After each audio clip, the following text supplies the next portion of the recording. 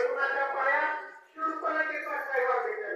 दुर्जनाची कधी काय नाही, तोही दंडला आहे त्यांच्या कुटुंबाला.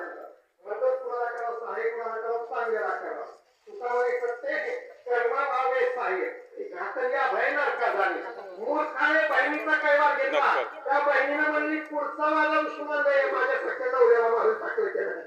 त्याचा उडवण्यासाठी विमान भरली.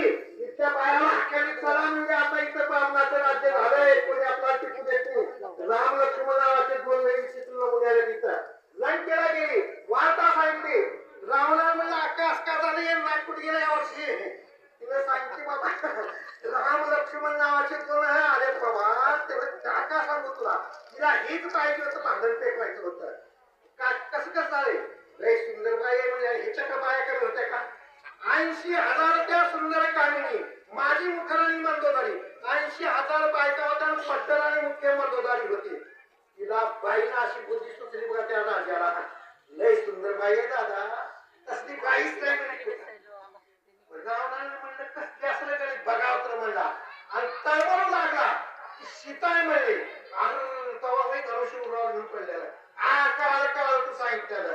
निघाला सीता हरणासाठी. हा मृगवेश दिनराम हरिचाशी देखता सीता उदासी स्वता माझे कांचविशी श्रीराम त्यास मार्गेला मायचा मृग निघे भारी राम काढून गेला तुरी जटा गेला चलो गेला तरी सीता सुंदरी एकडी रत्न ठेवला लक्ष्मणाची राम माया मृग चल त्याची पुण्य चल तिला दौडून सीते. ऐका बंधू भरता, राजे ऋषी भरता ऐका. गंमत अशी घडले, रावणानं म्हणलं चोरी करावं. चोरी करावं ते हायच्या रूपात जावं, त्याला बहादर म्हणतात. त्यानं सोन कुणाचं घेतले, साधूचं घेतले.